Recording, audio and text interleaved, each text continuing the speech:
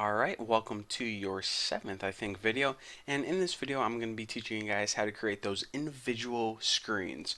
So the first thing that I said to do is we need to make each screen or each state a separate class. So go ahead and click on your package, not that package, this one right here, Java Game. Right click, New Class, and name the first one, which was our first one, Menu, M-E-N-U, capital M. And make sure that you don't have the main method in this one. Finish. So this is the beginning of our menu class. Now do the exact same thing, but with a play class now. So right click, package, new class, and play. Looking good. So now what I want to do is actually start coding the menu class, and I'll talk you guys through which each part is. So of course our package, that's what package we're working with, a Java game, and what we need to do is actually import these two things from game.java. Copy. I could type them in, but I am way too freaking lazy to do that. So import those two things from Slick, and now actually I think what I'm gonna do is just go ahead and include each method that I need to include in this class, and in the upcoming tutorials I'm going to fill in and show you guys how to work with each method. But now I just want to show you guys the very basics, how to create a very simple screen. So whenever you're creating a basic screen or basic state, what you need to do is you need to have your class inherit from a built-in class called basic game state. Makes sense, right? Of course. So after this, the only other thing that we need to do is we need to build, let me think, I think there's 5 different methods.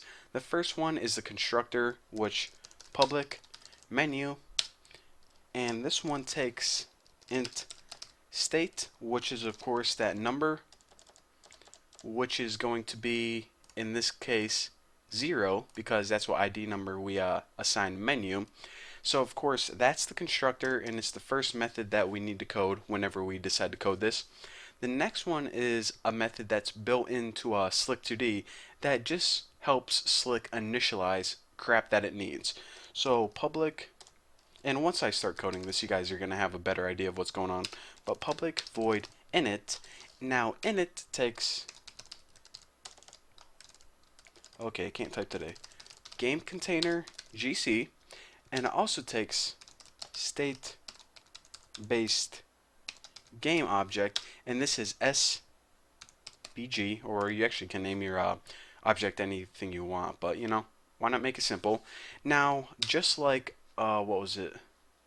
Oh, init states list in the game class, this one also throws a slick exception.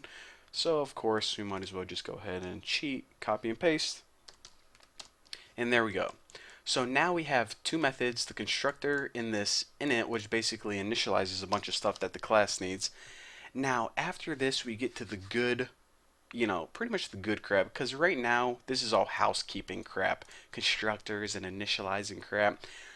This method right here, public void render, this is the method that first takes these two parameters, a game container and a state-based game, so we'll throw those in there first.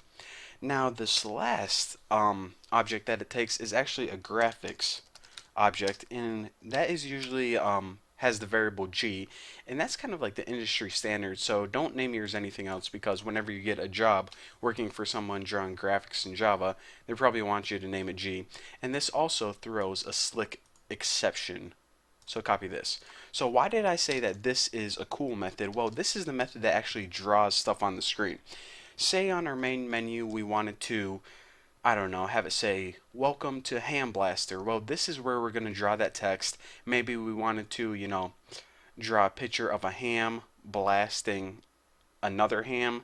This is where we draw that. Render is basically draw stuff on the screen. And our graphics object is basically like a paintbrush where it draws everything that we want it to.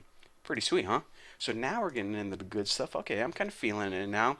This next method is also cool. Public void update. Now update takes 3 parameters, game container, state-based game, Copy, paste that crap in there. And the last one is int delta, and I'll explain that to you guys later on. And this throws a slick exception too. However, you know, if you're a cocky programmer and you just think you never make errors, you don't even really need exceptions, but we probably do. Okay, so I said that update is a cool method to. Oh, I got the hiccup slash burps. I hiccup once, then I burp once. Oh man, I amuse myself sometimes. So anyways, what this method is going to be responsible for doing is updating the images on the screen. Why do we need to update them? Well, if we just have plain old images on the screen, then it wouldn't be very exciting. We need that crap to move around, crash into each other, shapes crashing into hams, and in order to have animation on our game, then the images actually need to update, which causes them to change location, which causes them to move around, giving it the illusion of animation. So that's how that works. Now this last method is actually a boring one. So you see how this was kind of cool, this was a little bit cooler, this was awesome, and this was amazing. Now, you know, I kind of built you guys up to bring you back down, because all this is going to do is going to be really simple. Public int get ID, doesn't even take any parameters. It's just going to return the ID of this state. And remember, menu is 0, return 0, just like that. So basically, to recap one last time, actually, before we recap, we need to do something else. So this is pretty much the shell of a screen, the very basics of how you make a screen on your game. So of course, this is for the main menu. Go ahead and select all of this, copy this, and also paste it into your play class. Now, of course, we can't just paste it and say save it and leave it. We need to change a couple things first. Basically, this is how you create a screen for the play class, but you need to change the class name, which is of course play instead of menu. Therefore, we need to change the constructor, which is play instead of menu. And the last thing that we need to change is the return value at the end, because remember, menu was 0, but play was 1. So that's how, you know, our game is going to know what one is menu and what one is play. So pretty cool. That is the core basics of how you create a screen. Now to recap, we can finally recap. In order to do that, say we're working, of course, whatever package we're working with, import all the crap that we, you know, downloaded. Now make sure you extend from a basic game state, which creates a basic computer screen for your game. Now a constructor in our init is going to be where we're doing our housekeeping stuff. The render is going to be responsible for drawing graphics. The update is going to be responsible for updating those or moving them around, and the get ID pretty much returns the ID of that state.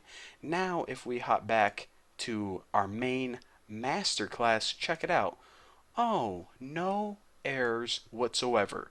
So we could go ahead and run this game, and it says, okay, very exciting, huh? It says the frames per second, and you know, not a lot going on here. So, you know, I don't think I would get up right now and try to sell this for millions of dollars. We probably need to change a couple more things on it, maybe add an image or something.